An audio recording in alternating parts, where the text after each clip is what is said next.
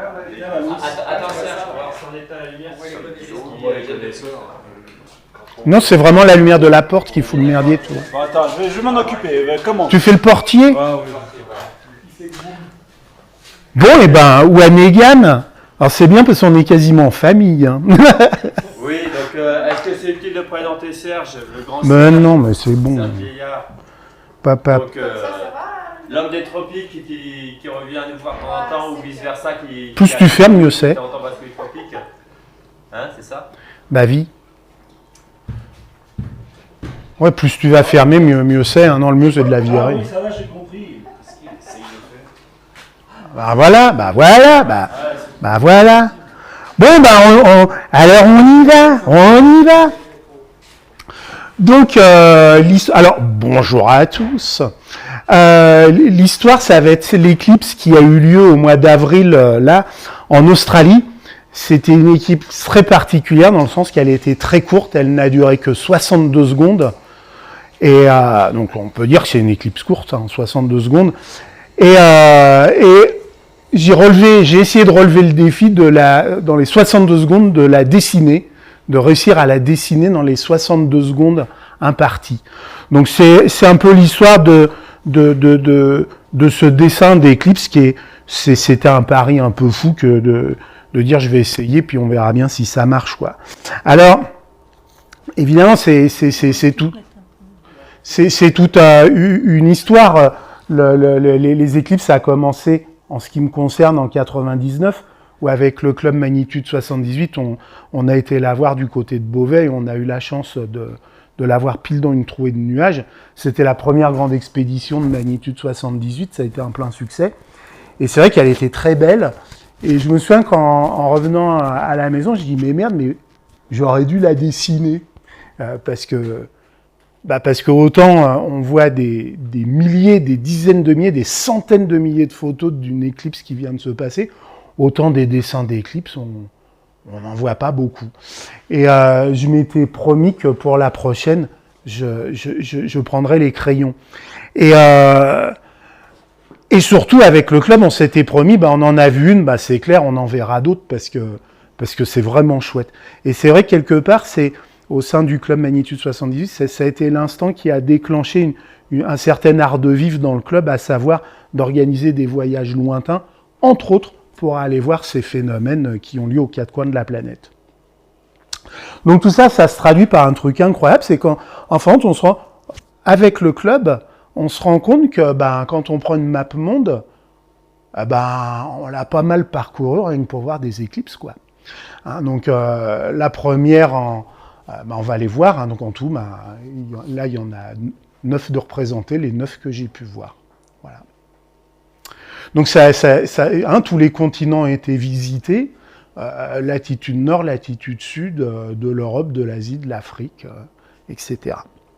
Donc ça commence à devenir, je trouve, assez impressionnant, hein, parce que c'est vrai que comparé à Texero ou Bourges là, qui avait je sais plus combien de 30 éclipses à son actif, et puis le père Morel qui veut relever le record, ça la joue petit calibre, mais enfin moi en ce qui me concerne, je suis assez content. Donc la seconde que j'ai pu voir, c'était l'annulaire qui avait lieu en Espagne, que j'étais voir avec notre copine Brijou, là, celle qui fait les astrolabes. Et donc on avait fait une annulaire, et puis une annulaire c'est sympa, mais en fin de compte, c'est jamais qu'une annulaire et c'est pas une totale. Donc on avait été surpris, on avait été aussi surpris qu'une annulaire, là on comprend, si on n'est pas pile là où il faut, on l'a pas, on n'a pas le phénomène, ça se joue vraiment au kilomètre près. Et là c'est un chapelet, c'est du temps de l'argentique, hein, c'est un chapelet qui est vraiment fait, c'est pas du Photoshop, hein, c'est fait sur une pellicule. Autre temps, ça c'est la photo qu'en avait fait Brijou. Et on voit que sur la centralité, elle est pas mal, mais on voit un très léger décalage qui était d'un décalage, je crois on était à 8 km de la zone de centralité, et on note ce petit décalage. Et après, c'est vrai que pour la voir, il faut qu'elle ait une montre à la seconde près, ce qui n'était pas mon cas, parce que j'ai jamais de montre, c'est pour ça que j'ai pas l'annularité, et que Brijou, elle l'a. Bravo Brijou. Et de là, Kalua, c'était un peu pour préparer la grande expédition, la première grande expédition du club, pour celle, du Saros précédente, celle qui vient d'avoir lieu au mois d'avril, celle celle qui a coupé l'Afrique, qui est remontée à travers la Méditerranée, qui est passée en Turquie. Et pour le club, on s'était juré d'aller la voir en Libye, chez Kadhafi, à l'époque de Kadhafi. Donc un énorme road trip à travers le désert, une aventure hors du commun, et un truc vraiment de folie. On est passé au Ouanamus, là, ce volcan qui est en plein milieu du désert, pour aller l'observer ici. Donc une éclipse de 4 minutes, ce qui commence à se respecter. Non, c'est celle de la prochaine qui sera l'équivalente de celle-ci. Voilà. Donc une super expérience. Et puis mon premier dessin d'éclipse, alors pourtant 4 minutes, il y avait le temps. Et puis, donc tout ça, c'est fait avec des lunettes, des longues vues d'observation, des longues vues terrestres à la L80. Et puis là, il y avait aussi l'ETX 90. Alors, c'est chiant parce que quand on passe d'une lunette en vue normale à un ETX qui est inversé 2 fois, c'est un peu pénible à remettre la gauche à droite et le dessus en bas. Enfin, c'est un peu le bordel, quoi. Et puis au final, j'avais un résultat, bon, c'est clair, j'avais un résultat, mais j'étais pas très, très satisfait du résultat parce que c'est très... ça souffrait d'imperfection.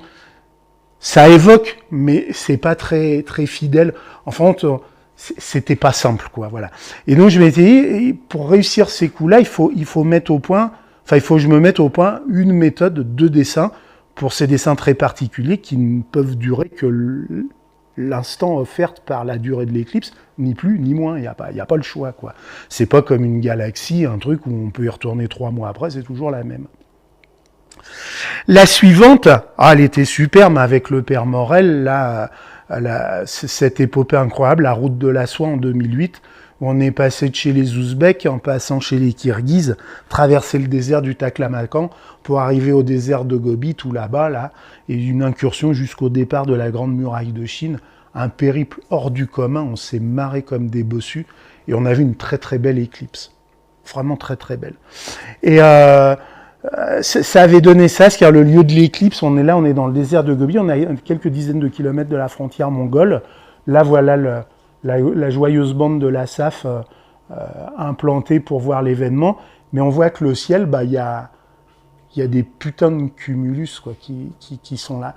Et ça a été un stress jusqu'au dernier moment. Bon, je vous passe les détails, il a fallu courir, on a eu le palpitant qui est monté en zone rouge et tout, mais on a pu la voir.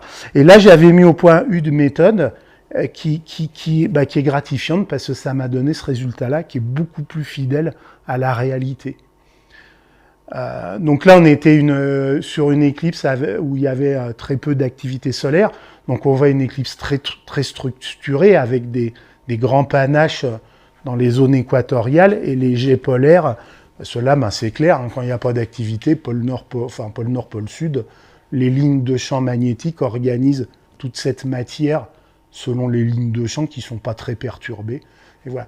Donc là, j'étais assez content du résultat. Une petite étoile chopée au passage, c'est delta du cancer. Et voilà. Donc là, en clair, j'avais mis une méthode qui était toute con. C'était tout simplement, avant le voyage, c'était de dessiner un grand nombre d'éclipses d'après photos. Alors des photos qui évoquent la vision à l'œil nu, c'est-à-dire des photos non pas sursaturées, mais au contraire des photos très diaphanes. C'est typiquement les photos de Druckmüller, quoi, qui sont très transparentes, quoi, qui sont plus proches de ce qu'on pourrait voir à l'oculaire. Donc de dessiner des dizaines et des dizaines d'éclipses sous tous les champs pour comprendre, un peu comme sur la Lune, pour comprendre toutes les caractéristiques que pourrait prendre une éclipse. Il y a les plumées, ils sont plutôt comme ci, plutôt comme ça. Les jets polaires, ils sont plutôt comme ci. D'identifier, j'ai envie de dire, des formations typiques, de pas être surpris de dire tiens, c'est bizarre, c'est comme ça, j'aurais pas cru, quoi. Voilà. Donc de s'entraîner et puis de voir comment les dessiner, est-ce qu'il vaut mieux le dessiner plutôt comme ci, plutôt comme ça, etc. Donc de s'entraîner déjà à dessiner des éclipses de soleil. Une fois que la technique est bonne, après c'est de recommencer le même jeu, mais avec un chronomètre dans les délais impartis. Celle-là, je crois qu'elle faisait 120 secondes, et je sais pas combien, enfin elle faisait un peu plus de 2 minutes. Donc on met le chronomètre et puis faut recommencer, mais dans les 120 secondes imparti. Il est évident qu'en 120 secondes, on ne peut pas faire un dessin comme ça. Ça veut dire qu'en 120 secondes, il faut saisir, il faut faire une esquisse Ah non, les lignes de force, les points de détail. Il y a beaucoup d'annotations et là, c'est pas le temps de les noter sur le papier parce que 120 secondes, si je passe 30 secondes à prendre des notes sur le papier, c'est 30 secondes que j'ai pas à l'oculaire. Donc c'est beaucoup de mémorisation. Parce que je note mentalement, je dis n'importe quoi. Là, par exemple, j'ai compté 1, 2, 3, 4, 5, 6, 7, 8, 9, je crois de mémoire, 12 jets polaires plutôt en éventail en haut. Et en bas, ils étaient plutôt droits. Puis là, il y en avait beaucoup plus. Voilà. Et il y avait deux, voilà, je mémorisais comme ça. Et c'est des lignes qui sont jetées vraiment que des lignes d'esquisse. Et par contre, dès que alors en essayant d'amener le maximum de précision dans l'esquisse, ça c'est pas, faut essayer d'être le plus précis possible. Et après, dès le troisième contact, alors là c'est vrai que je m'occupe plus du reste. Bah, j'ai envie de dire, l'image, c'est de mémoriser l'image au maximum pour vider le disque dur, quoi, et d'arriver à ce résultat-là. Voilà. Et ça dure à peu près 10 minutes. Après, ça a plus de sens. Il reste moins dans la tête qu'il y a sur le papier, donc ça a plus de sens. Donc à un moment, faut arrêter, quoi. Voilà. Donc là, à peu près, c'est 10 minutes de dessin supplémentaire, mais qui est ce travail de finition et des détails qu'on a mémorisés. Alors dans les petites astuces que j'ai vues, de surtout pas perdre de temps dans les corrections. Ce serait stupide de dire ah bah celle-là elle est pas là, c'est la même mais elle est là, je vais pas tout gommer, tout recommencer. Donc je note juste que celle-là elle est pas là, elle doit être là.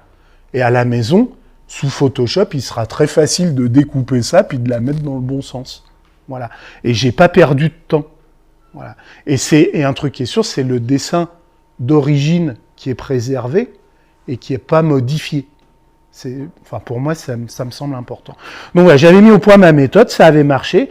Donc on va continuer. Dans la foulée, toujours en Chine, toujours avec le père Morel et la SAF, celle de juillet 2009, c'était une majeure, 5 minutes 45, qui était un peu au large de Shanghai. Par malheur, la météo a vraiment pas été de notre côté. C'est la seule où à Shanghai même, on devait l'observer, il devait pleuvoir. Donc ceux qui sont restés à Shanghai en ont profité pour faire de la lessive parce que ça rinçait bien. Et puis sinon, un petit groupe s'est détaché pour aller vers l'Est où les prévisions étaient un peu mieux.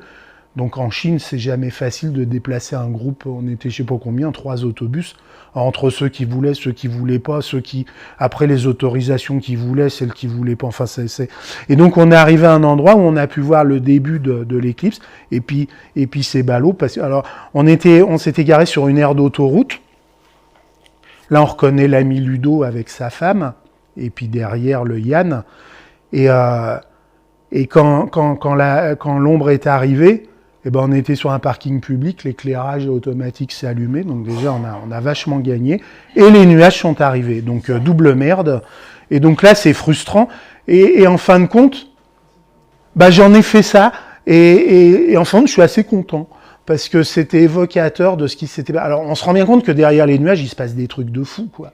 Et en 5 minutes, donc presque 6 minutes, il y avait largement le temps de faire quelque chose. On voyait bien qu'en dessous, ça envoyait du feu, quoi. Mais on l'a vu qu'à travers les nuages, et ça fait... Mais quelque part, il y a une ambiance. Voilà. Donc, on va dire c'est la seule un peu foirée, quoi. Mais au final, non, elle n'est pas si foirée que ça, quoi. Ah, celle-là, elle était bien. 2012, avec le club, on était parti en Australie. Et là, on a fait un périple de malade, donc en arrivant à Sydney, pour 2 minutes, donc 122 secondes, c'est pas spécialement long. Donc on a fait un énorme périple sur la côte est australienne, de Sydney jusqu'à Cairns, c'est un peu au-delà, pour aller la voir dans l'arrière-pays. Avec ça, c'était vachement marrant. Avec l'ami Jean-Marc Leclerc, il avait fait des prévisions météo très drôles en prenant toutes les cartographies des années, des décennies, des cartographies de météo, et en empilant toutes ces images, ces décennies d'images, tout était blanc sauf un petit trou, c'était là. Il a dit, si depuis des décennies, il n'y a pas de nuages là sur le mois qui nous intéresse, il n'y a pas de raison que cette année-là, ça s'appelle des statistiques, quoi. Et en effet, on a été là, et alors là, ça a été la fête du slip, c'était absolument génial. Bon, déjà, un périple assez extraordinaire, hein, ça fait quelques milliers de kilomètres, un périple de nature, hein, vraiment, l'Australie, c'est la... Et puis la Gold Coast, bon, après, faut aimer, c'est autre chose. Et là, cette éclipse, donc voilà le lieu où on a été posé dans l'arrière-pays. Elle avait lieu au lever du soleil, donc plein est. Le danger, c'est que sur la côte, il y avait risque de formation de nuages, ce qui est le cas, on les voit au fond. La petite bande de nuages comme ça. Et le fait est, ceux qui sont restés sur la côte l'ont vu, mais ils l'ont vu en conditions nuageuses. Nous, on l'a vu sans nuages. Voilà. Donc, au lever du jour, on croyait une affluence pas possible. Alors ça aussi, c'est des trucs à remettre au goût du jour. On était venu 2 jours à l'avance, craignant qu'il y ait affluence et que ce soit sursaturé. Et vu qu'il n'y avait qu'une seule piste qui coupait la ligne de centralité, on s'est dit, les places vont être chères, quoi. Et pas du tout, parce que voilà le jour J, voilà le parking, il n'est pas saturé. Et il y avait de la place, quoi. Il n'y a pas de souci. Et c'est un truc que... mine de rien, on constate au fur et à mesure des expériences qu'on peut faire. C'est pas à peine de se prendre le chou. Et ça avait donné ça, donc un très beau chapelet au levant. Alors on est sous les tropiques, hein, la pente est raide, hein. Et on est dans l'hémisphère sud, donc ça, j'ai envie de dire, c'est incliné dans l'autre sens, quoi, par rapport à nous. C'est un lever du soleil, pas dans ce sens-là, mais dans ce sens-là. C'est drôle. Et là, j'étais assez content, notamment le Grand Bailly saisit vraiment quelques secondes avant la totalité, et puis une totalité qui était très très très jolie. Et celle-là, je l'ai faite à la longue vue, mais j'avais aussi mon télescope de 40 cm. Et j'ai réservé un quart du temps à l'observation de 40 cm. Et en fin de compte, c'est juste la zone qui est là. Donc voilà le niveau de détail qu'a apporté le 40 cm comparé au reste. Et on se dit, putain, je m'étais toujours dit, un jour, il faudrait que je fasse une éclipse qu'avec le 40 cm pour arriver, justement, choper des phénomènes turbulents qui sont absolument invisibles avec une lunette de 80, quoi.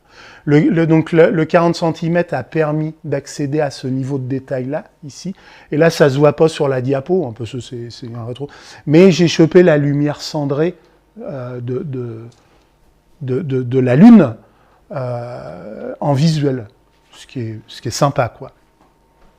Voilà. Donc là, j'étais assez content. Et c'est vrai que si on la compare avec une photo, ça colle pas trop mal, quoi. La zone qui est donc détaillée était cette zone-là, ici. Là, ce panache-là. Mais après, si on regarde les panaches, la protuée, tout le bordel, on est à peu près dans les clous, quoi. En 120 secondes. Ah, celle d'Amérique, ça c'était bien. Alors celle-là, on l'a jouée science avec le site de Xavier Jubier, là, qui fait des statistiques météo. Donc en clair, sur la ligne sur la ligne de centralité, il fait les prévisions météo de pourcentage de couverture nuageuse. Donc évidemment, plus la courbe est vers là, moins il y a de probabilité que ce soit couvert, réciproquement quand ça... Donc là, quand on voit la courbe, on voit bien que là, c'est peut-être pas mal, là, c'est peut-être pas mal, quoi. Voilà. Mais si on va par là, il y a moins de... on a des chances de... On dépasse une chance sur 2 d'avoir des nuages. Donc évidemment, on a choisi là où c'était le plus favorable. Donc c'est dans l'état de l'Oregon, un tout petit village qui s'appelait Mitchell. Donc voilà, par rapport à la ligne de centralité, on s'est posé là. Et il se trouve que à cet endroit-là, c'est la fameuse star party de l'Oregon. Donc on a fait d'une pierre deux coups, on a fait l'éclipse à la star party de l'Oregon. Donc déjà, ça nous a permis de voir ces rassemblements soi-disant mythiques, où il paraît que c'est les meilleures choses qui puissent exister au monde. On a été se rendre compte par nous-mêmes qu'on n'a pas du tout à rougir de nos rassemblements et de nos conceptions et fabrications. Et quelque part... voilà.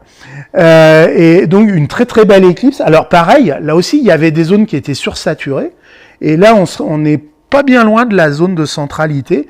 On a bivouaqué avec le Pierre, le Cyril Hounet et puis Eliane, et il y a personne, alors qu'on est dessus, quoi, et c'était sursaturé autre part, quoi. Voilà. Donc voilà vers quoi on voit il y a littéralement personne, quoi. Alors qu'on est là où il faut être. Donc ce joli petit paysage et la photo de Pierre du diamant où déjà la basse couronne était visible. Elle était vachement intense, elle a été très esthétique, je trouve. Et en dessin, ça a donné ça. Donc on voit la colline et puis l'évolution du chapelet, Grande Bailly, où en effet, malgré Grande Bailly, on commence en visuel déjà à voir la présence de la basse couronne à l'opposé. Et puis ces trois beaux panaches là qui forment comme une tête de fennec, là, le nez, les deux oreilles, des jets polaires d'une finesse extraordinaire. Je l'ai trouvé très très très esthétique. Très très belle. Et on s'est rendu compte qu'on a eu un sacré coup de bol parce que c'était la période des incendies monstrueux sur la côte ouest, la côte ouest américaine. Et en fait, les fumées d'incendie, elles étaient juste là, quoi. C'est-à-dire, malgré la bonne météo, on aurait pu être engloutis sous les fumées et on n'aurait strictement rien vu, quoi. Et quand on a quitté le campement, on avait les yeux qui piquaient, hein. Il y avait des endroits, il y avait une visibilité de quoi, même pas à 100 mètres. Hein. Voilà. Donc là, les vues de détail. Donc tout ça, c'est fait à la lunette 80 ou au 250. Donc classique, hein, les taches solaires, quelques facules, et puis surtout de la mise en évidence du relief lunaire. C'est pas découpé au cutter, c'est les montagnes de la Lune qui se découpent sur le disque solaire. Le Grande Bailly, là, c'est quand même assez sympa. Alors, avec le truc, évidemment, dans une éclipse, il faut organiser son travail dans le temps imparti, c'est-à-dire là où ça va disparaître, les premières choses à regarder, c'est à l'opposé, c'est là où elles sont le mieux visibles. Voilà. Et là, une belle protubérance de l'autre côté, quand même des effets de chromosphère déjà qui ont lieu juste au moment de l'occultation, et une basse couronne qui commence à se faire sortir, alors qu'on n'est pas encore au fameux 100% de... Et puis voilà la totalité. Sympa. Voilà. Après, il y a eu celle-là, elle était bien. 2019, ce truc qui a principalement traversé tout le Pacifique, donc quasiment aucune terre au sol, et puis qui se finissait en coucher du soleil, en coupant l'Amérique du Sud par le Chili, et qui se finissait en Argentine, à Buenos Aires, quasiment. Et là, pareil, donc méthode Xavier Jubier, on regarde les statistiques météo, puis là, il n'y a pas besoin d'être grand clair pour voir où il faut aller la voir, quoi. Beaucoup ont été la voir au Chili, de l'autre côté de la frontière de la Cordillère des Andes, avec quand même des statistiques assez sympathiques. Nous, on a été le voir du côté argentin, ici, à côté de Bella Vista. Ça nous a donné l'occasion de monter un superbe périple en bagnole. Donc voilà où on l'a observé. Un périple incroyable dans ce qu'ils appellent la Puna argentine. On est monté jusqu'à 5000 mètres avec les bagnoles et tout. Un truc de... c'est le film que j'ai présenté, je crois, l'année dernière ou il y a 2 ans. Voilà.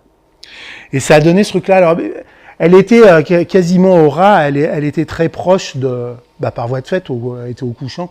Elle était très proche des cimes. Et...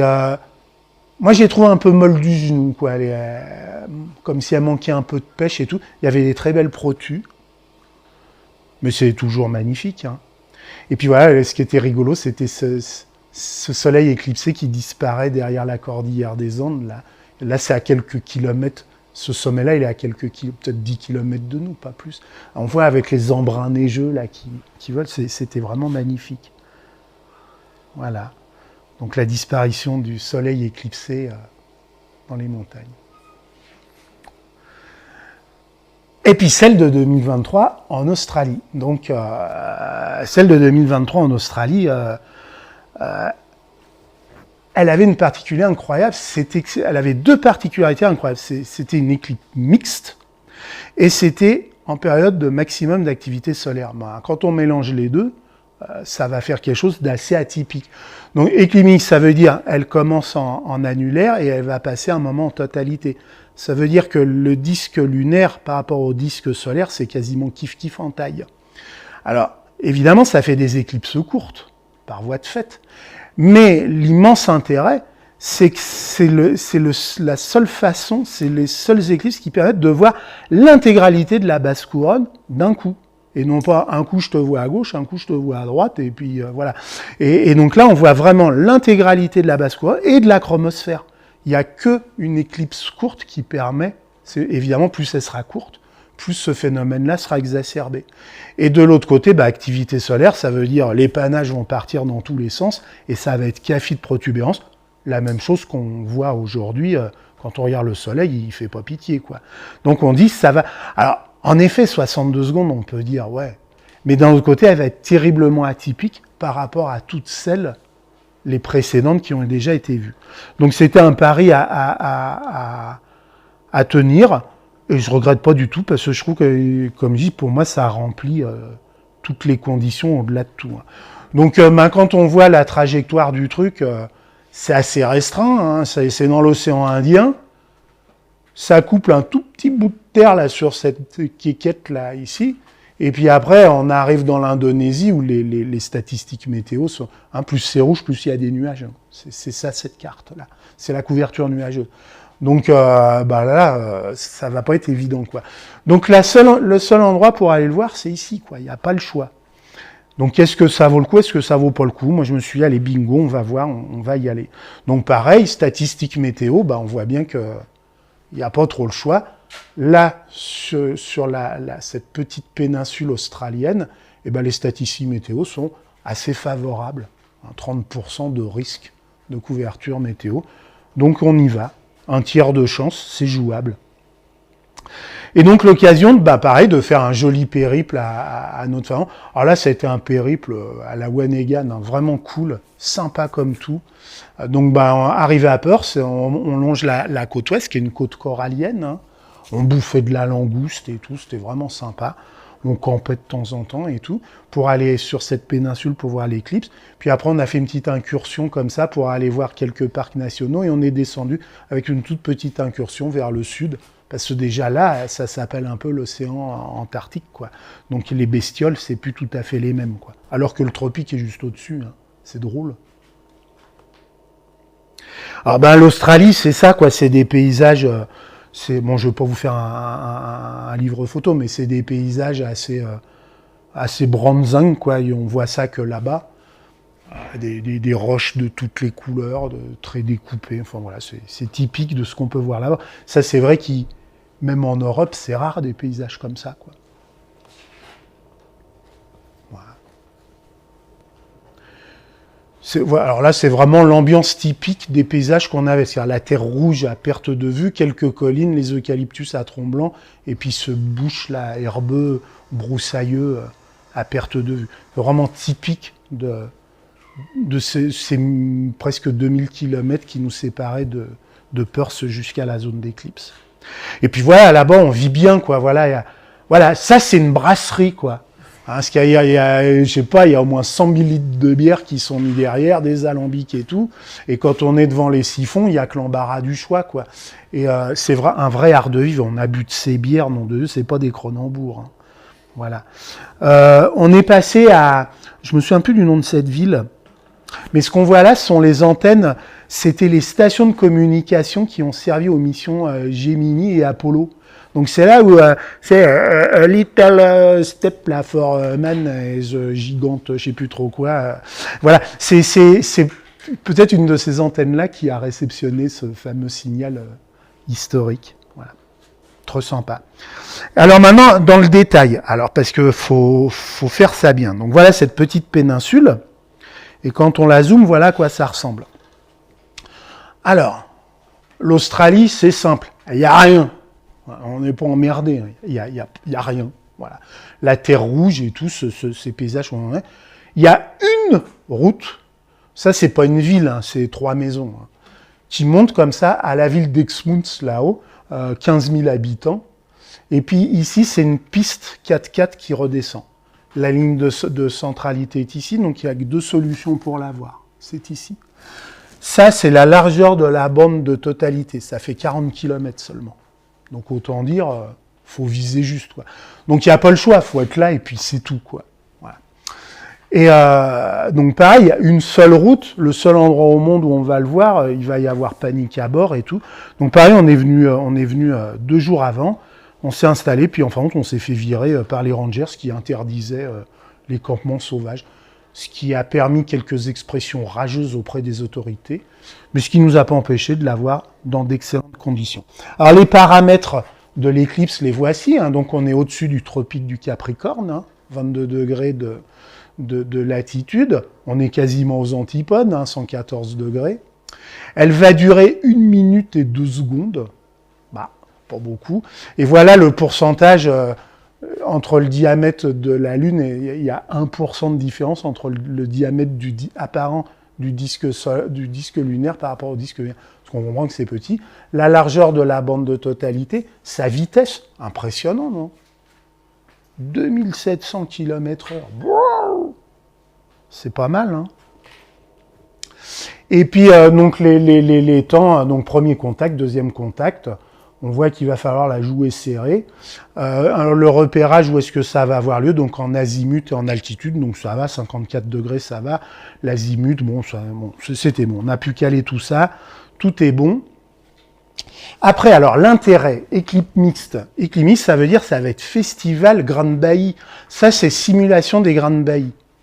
Alors c'est ballot, hein, ça disparaît sur le côté qui est pas très tourmenté de la Lune, mais quand même ça commence à bien perler. C'est une simulation, hein, voilà, ça perle quand même assez joliment. Bon après, et à la sortie au troisième contact, alors que je verrai pas parce que je suis en train de dessiner, mais là c'était vraiment la fête du slip. Regardez ça un peu, cette explosion. Hein. Voilà, donc là c'est sympa quoi. Je veux dire, ça se voit pas tous les jours un truc comme ça. Donc oui, on comprend par rapport à la Lune. Elle est orientée pareil, à peu près de la même dimension. Donc l'éclipse est faite pareil. Donc c'est vrai, c'est une zone qui n'est pas spécialement... où il n'y a pas des reliefs très tourmentés. Par contre, c'est sorti là où les reliefs étaient beaucoup plus marqués. Ce qui explique la différence en termes de visibilité des Grandes Baillies. Et alors, je disais, putain, l'activité solaire. Le mois d'avant, on était à Blieu en train d'observer le soleil et ça pétait de partout. Sur toute la périphérie, ça pétait. J'ai les noms d'eux. S'il y a ne serait une seule protubérance de ce calibre-là, ça va envoyer, quoi. Donc c'était un peu le pari, quoi. Voilà, des protubérances, il y en avait comme ça sur toute la périphérie du Soleil. Donc c'est extrêmement prometteur. Et puis il n'y a pas de raison que ce soit différent. Et en effet, ça n'a pas été... Regardez ça, des arches, là, des trucs de fou. Tout ça, c'est des dessins, c'est pas des photos. Des taches solaires, cette grosse tache qui a été active sur plusieurs révolutions solaires, là, qui était visible à l'œil nu. Hein. Donc on se dit, voilà, on fait le pari. Pour me renseigner quand même, le seul truc que je trouve pour avoir une vague idée de ce qui va se passer, c'est de consulter les images de SOHO sur ce type d'appareil-là, l'image qui donne est assez superposable avec ce que ça va donner au niveau de la haute couronne en tous les cas. Hein, ici, c'est une photo et le reste, c'est ce que récupère le soleil. Donc, ça donne une bonne idée de ce à quoi on peut s'attendre, mais on va que le découvrir à l'instant donné. Et là, si on regarde la photo, voilà, on voit, et comparé à une photo qui a été réalisée, on voit que ça superpose à la perfection, quoi. Donc c'est vrai d'aller piocher ces images-là pour se faire un peu une petite idée, permet ça va ressembler vaguement à ça, quoi. Voilà. Ça permet un peu de déflorer le sujet. Alors, sur le terrain, ça a donné ça. Donc la veille, un essai pour voir si tout marche bien. Donc tout ça, c'est fait à la lunette de 80. On retrouve la tache solaire qui était dessinée un mois avant. Le soleil a fait une rotation, hein, en 23 jours. Là, on se retrouve quasiment à une rotation près. C'est ça la grosse tache qui avait été dessinée. Donc on retrouve exactement la même config. Ça va chier du feu de Dieu, quoi. Et voilà le dessin. Donc voilà en 62 secondes ce que j'ai pu saisir. Et c'est vrai, j'ai été terriblement pris de court. Sur les 60 secondes, j'ai mis à peu près presque 10 secondes avant de dire « Oh putain de Dieu !» avant de reprendre les... Je m'étais dit, je vais rester que 20 secondes sur la chromosphère. Mais enfin, 10 secondes à dire « Oh putain, oh putain, oh putain !» Et puis tu commences donc déjà 20 secondes, mais non, ça mérite un petit peu plus. Donc c'est vrai, je suis resté plus sur la chromosphère pour Donc là, regardez cette arche, c'est un truc de fou, ce jet qui est ici, celle qui était très... Et, tout, et là, c'est vraiment la vision qu'on a d'une éclipse courte, parce qu'on voit ça tout le temps de l'éclipse, et non pas un coup d'un côté, un coup de l'autre. Et puis bon, là, je me suis intéressé qu'à la basse couronne, parce que la haute couronne, il n'y a pas le temps, donc là, je grossis un peu, je m'intéresse même plus à la haute. Je vois que les départs, quoi, voilà. Et tout en 62 secondes, ça va être difficile de faire mieux. Et en sortie, quand on démonte le... Donc voilà, on retrouve la config de sortie avant la fin du phénomène. Et puis du coup, ça a permis de...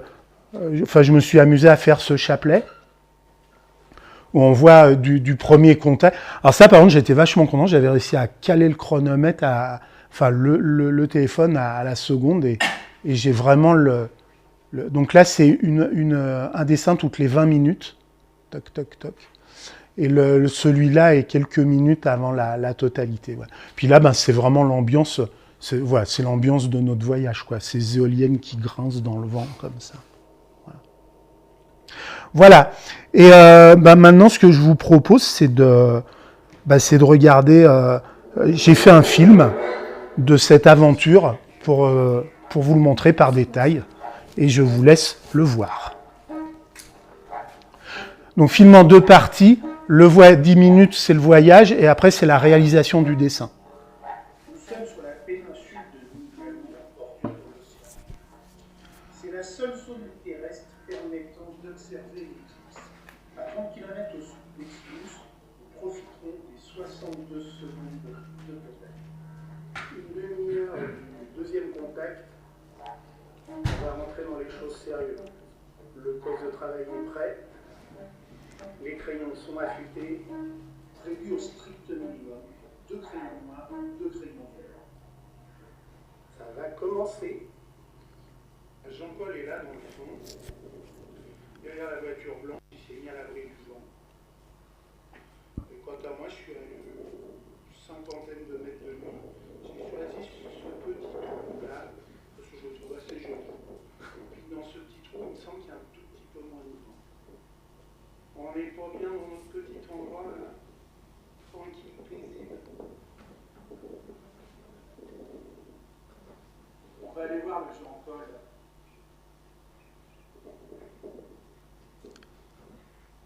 Alors, ça se passe comment?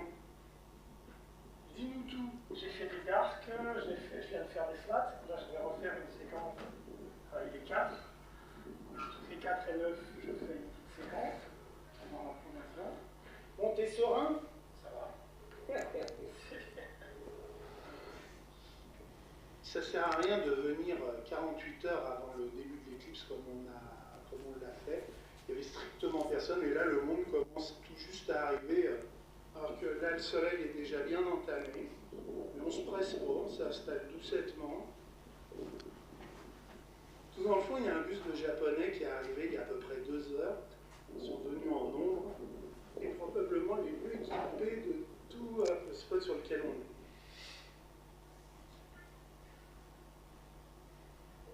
Altaz. Ah, voici la démonstration des sténopées.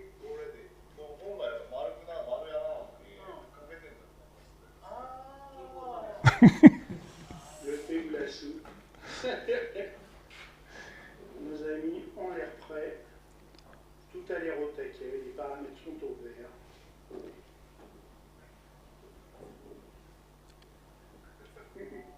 Et là, on voit vraiment le mode dilettante, un seul instrument. En vente, on s'en fout un petit peu, j'ai l'impression.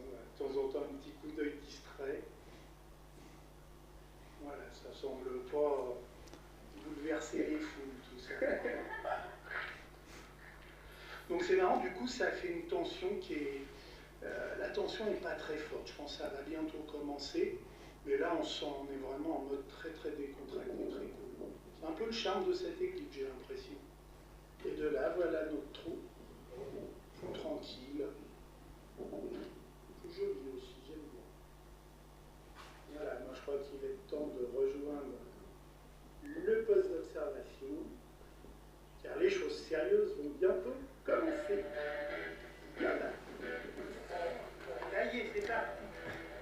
nous avons en temps réel la perte de la photo. Ouais, donc là, c'est vraiment en temps réel. Là.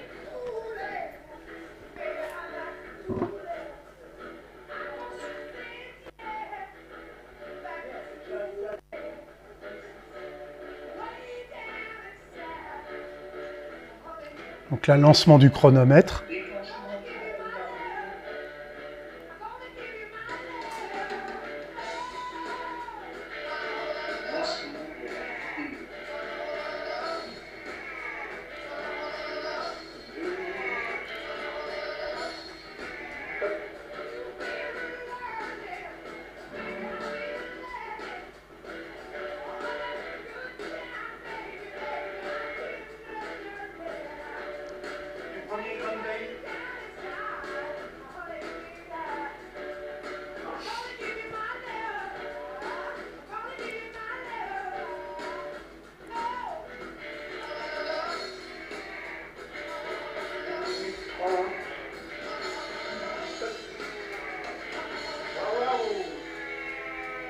On voit le crépuscule hein, qui... Ah, la température chute. La température chute. Grande baillie. Ah, ouais, c'était très discret.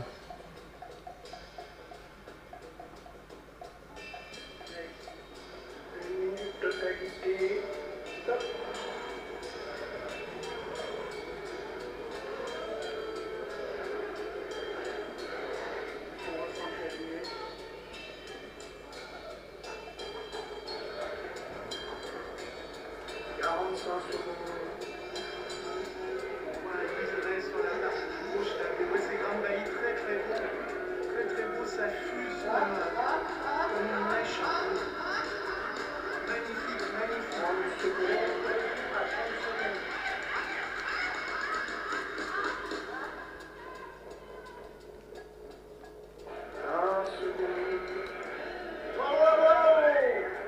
Il y a l'ombre qui arrive, l'ombre qui arrive.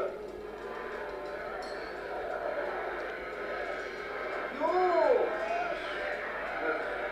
8, 7, 6, 5, 4, 3, 2, 1, 0. Oh là là là là là. Oh, il est foutu, il est foutu.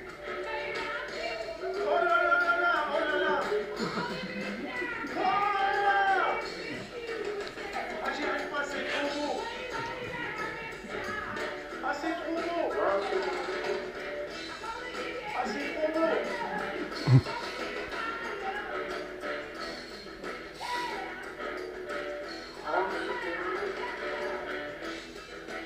Ah, c'est trop beau.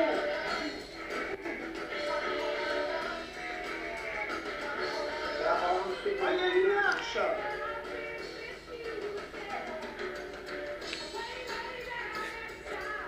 Oh là là. 50 secondes. Oh non, c'est pas vrai, c'est pas vrai. Oh, ce jet, ce jet. Oh là là. Il y a une marche là, ça y est, top, ouais. Wouhou. Mais c'est un truc de malade. Un truc de fou. Ah putain, les étoiles là, Jupiter.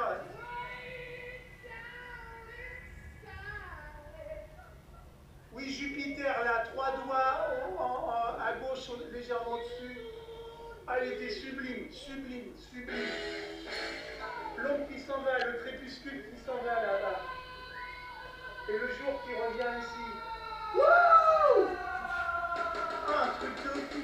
Ah, celle-là, alors celle-là, le monde se divise en deux.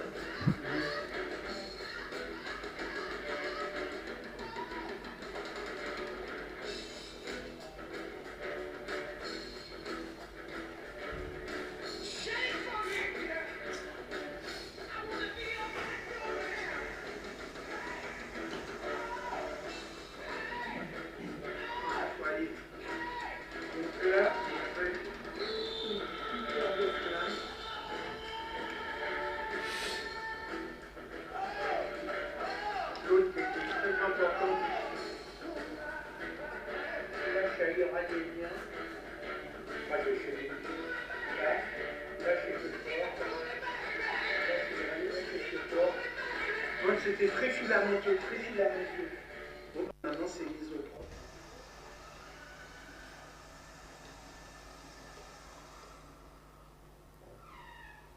Ah, cette rotule là, mais alors, ce jet, t'as vu ça un peu?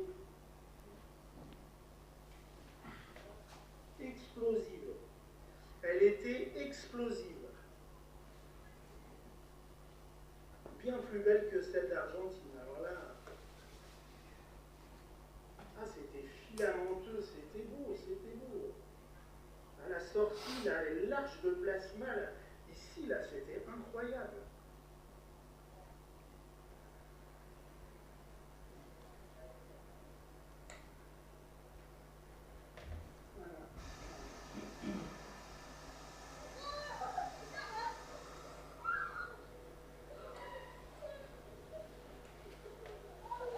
Voilà le dessin au bout de 10 minutes.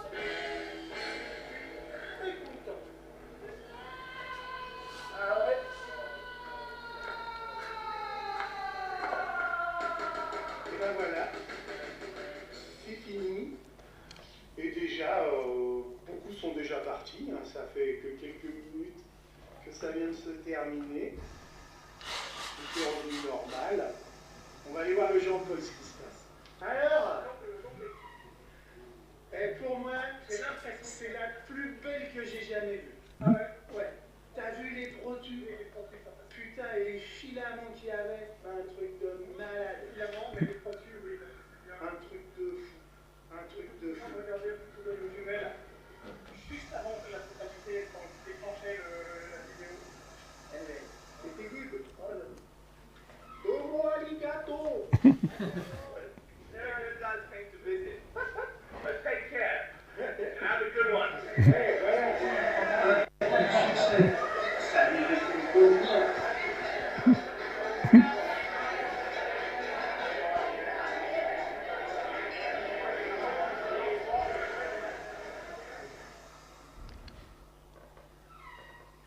Il nous reste à finaliser ce dessin en image numérique. Pour cela, on va utiliser Photoshop. Dans le premier temps, on va travailler un redressement, si besoin en est fait. Puis ensuite, un cadrage, le mettre à la dimension de notre choix. Ensuite, il va y avoir la magie du passage en négatif. On va découvrir le potentiel du dessin. Première chose à faire, on duplique ce calque et on va le désaturer pour avoir une image en noir et bleu. Ensuite, il va y avoir un travail très méticuleux de nettoyage du dessin. On va le nettoyer de toutes ces pétouillettes, de toutes ces imperfections. On va le corriger. Pour ça, on utilise l'outil correcteur localisé. Avec cet outil, on peut retirer même des défauts très forts sans laisser de traces. Maintenant, je vais apporter des corrections que j'avais notées lors du dessin initial. Pour ce faire, je vais utiliser l'outil tampon de duplication avec une opacité de moitié. En reportant la structure qui est à proximité, je vais pouvoir corriger, par exemple ici, les hauteurs de ces protubérances qui étaient trop importantes par rapport à la réalité. Pour avoir une bonne vue d'ensemble, on va travailler la zone centrale, la zone occultée par là. Pour ce faire, on va sélectionner une zone circulaire bien délimitée. On va aller chercher sur le dessin la zone la plus sombre avec l'outil lunette et avec l'outil pot de peinture, on va remplir la sélection.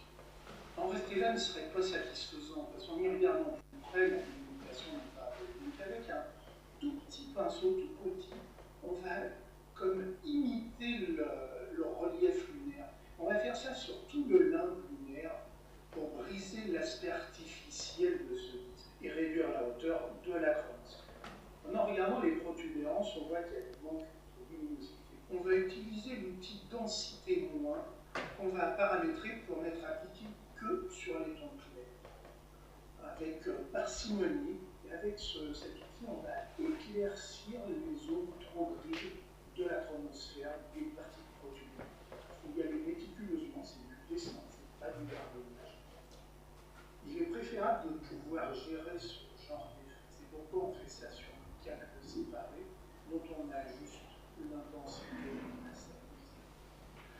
désormais temps de passer à la couleur, n'est-ce pas? Donc pour ce faire, on va dupliquer le calque au départ, le mettre dessus. On va regarder ce que ça donne en saturant à fond. Oui, on va le prendre comme ça. Et on va mettre un masque de fusion dont le principe est assez simple. Tout ce qui est noir va masquer le calque réciproquement, tout ce qui est blanc va le faire apparaître. Et donc, en utilisant un pinceau noir ou blanc, on va déboucher et faire apparaître les zones du calque inférieur en lien conjoint au niveau de ce masque. Bon, là, on voit que ce n'est pas une réussite parce que le travail au crayon de couleur vert a été trop rapide, évidemment bâclé, et voilà. C'est pas terrible. Donc, on va faire tout autrement. On va mettre un calque avec une belle couleur rose fuchsia. Voilà, un petit peu de peinture.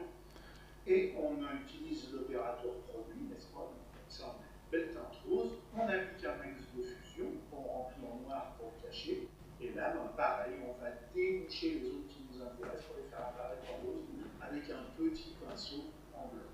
On y va. Encore une fois, c'est du dessin, on y va tranquille. L'intérêt du masque de fusion, c'est qu'on est facile de revenir dessus à sa guise, de modeler ça littéralement.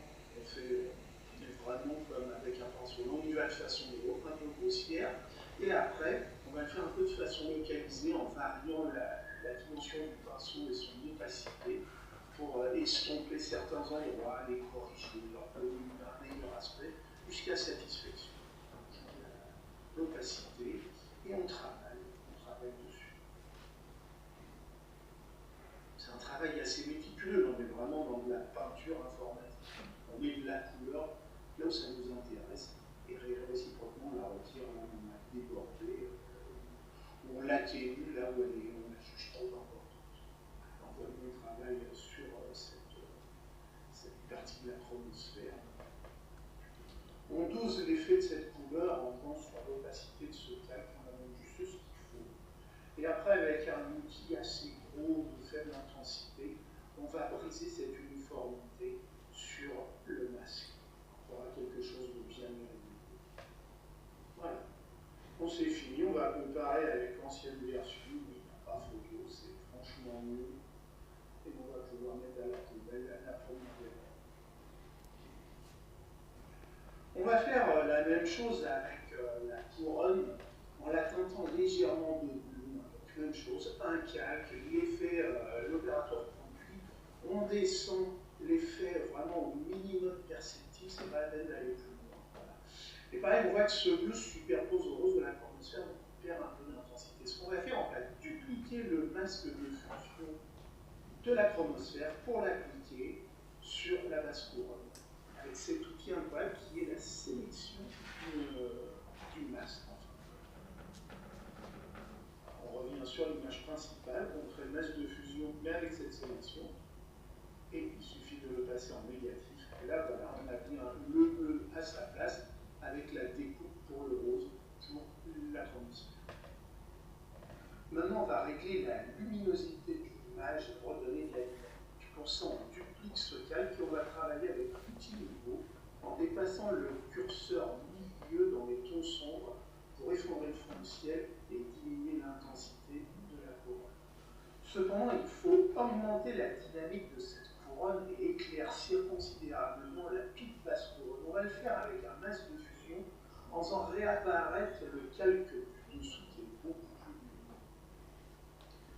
On peut encore augmenter cette dynamique en éclaircissant davantage cette très basse couronne. On duplique le calque original, on va encore jouer sur les niveaux, mais ce coup-ci, avec le bouton milieu, on va se rapprocher des hautes lumières. Et avec un masque de fusion, on va faire rigoureusement le contraire, à savoir on va complètement le plastifier, et avec un pinceau blanc, on va éclaircir vraiment la plus basse couronne, ou avec une extrême parcimonie, en diminuant encore de l'opacité de ce crayon, renforcer certains plumets pour les souligner davantage. Voir que l'on peut jongler entre la couleur du pinceau noir et blanc sans forcément aller sur une coupe de changement de couleur, avec le raccourci clavier X qui permet d'alterner les deux couleurs. profondeur proposée par la taille. Et comme toujours, pour doser le rendu de la portion vocale, on le fait alterner et on dosera son effet sur le passé. Voilà, en réitérant ce genre d'opération, on a un beau résultat que l'on peut juger satisfaisant.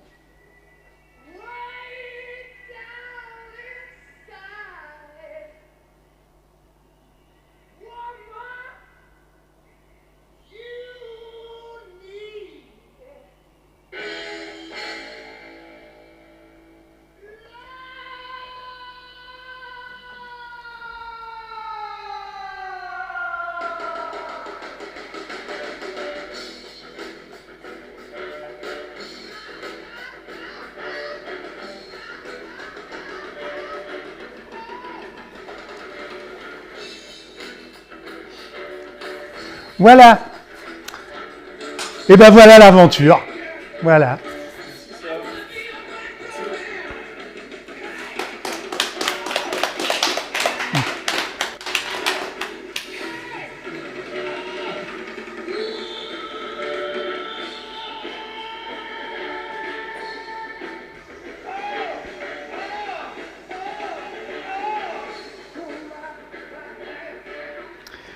Voilà, voilà. Donc, bah voilà, je suis dans les temps. Oui, oui. Voilà.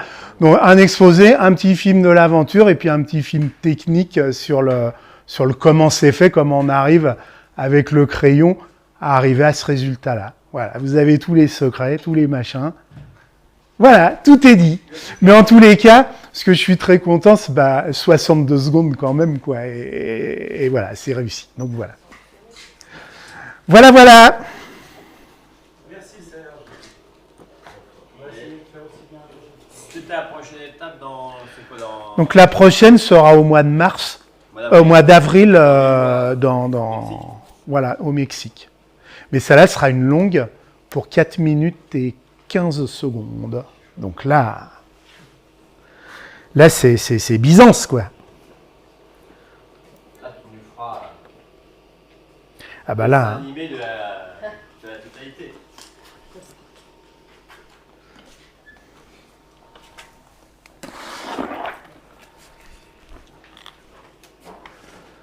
Hop, hop et hop.